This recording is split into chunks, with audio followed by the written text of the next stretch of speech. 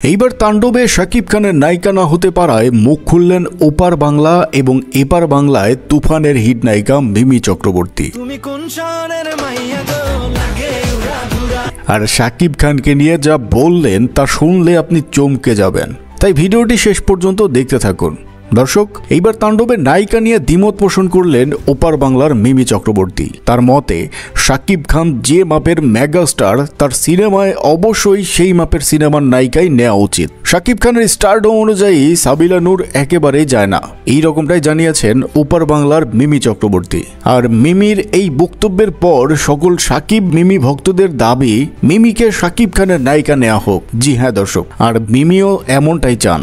তিনি এক সাক্ষাৎকারে হাসতে হাসতে বলেছেন, শাকিবকে কেউ বলুন তুফান 2তেও যেন আমাকেই নায়িকা নেয়। তো দর্শক, আপনাদের কাছে তাণ্ডবের নায়িকাদের কেমন লেগেছে? আপনারা কি চান শাকিব মিমি আবারও একসাথে পর্দায় আসুক?